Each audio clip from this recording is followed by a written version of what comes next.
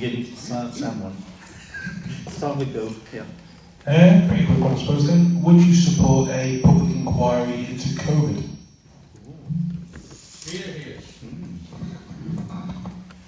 Yes, I would, because I think it's been such an enormous impact and event on the island. If you look at what previous public inquiries have been formed for, they're actually relatively minor in terms of the scope of the code inquiry.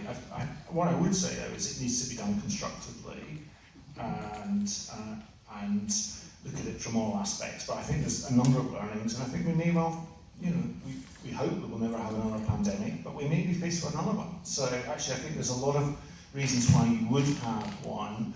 The reasons why you wouldn't have is basically cost. And I think it probably would be worthwhile in terms of value for money. I think you need to make sure the cost doesn't escalate, so it doesn't become multi-millions. So I think that's the key, really, having a meaningful public inquiry which doesn't cost us. And now we're all a bit later. Now would be the time, I think, we'll give it a year or so. I think some were now or in the near future would be my view. I think the longer you leave it, the less important it will seem to be. I think would be my view. So I would be keen to see something that I would support a public inquiry, but not 5 million. I think 1 is probably realistic for a proper public inquiry. Good luck. Always escalate. Right. Thank you very much indeed. Coming up.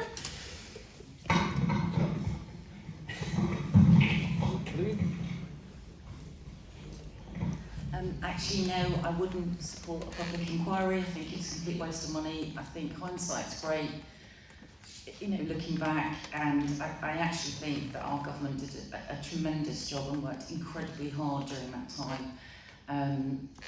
And no, I don't think so at all. I think they should be congratulated for what they did. I would agree with Granny there. I wouldn't support a public inquiry. In my time in business, I've tried to engender a no-blame culture. Now, that doesn't mean that there is no responsibility. You should always make people take responsibility for and accountability for their actions.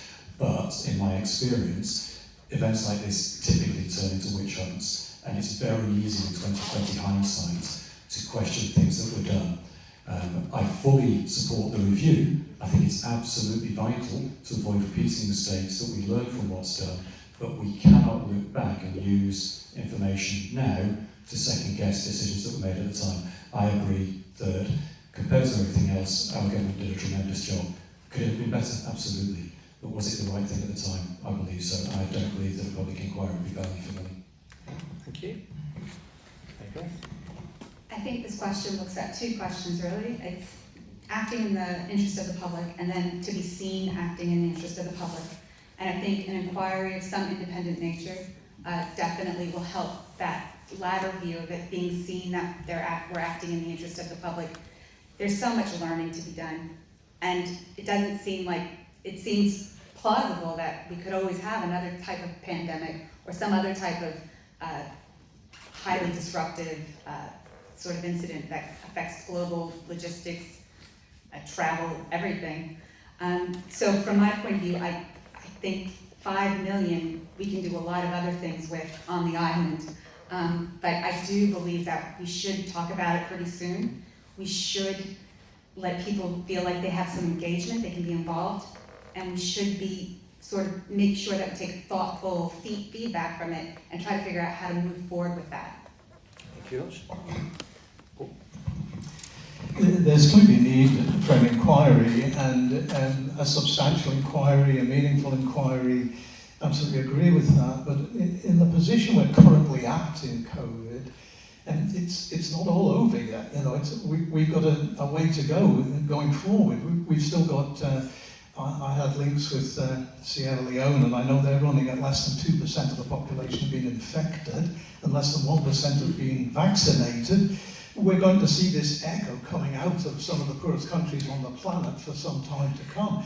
And therefore my concern is not so much the cost, which it sounds daunting, it's the speed of it. If a public inquiry is going to take 3 years before it gets to fruition, we'll not learn very much in it until we see a final report, when we've continued to make the same mistakes perhaps.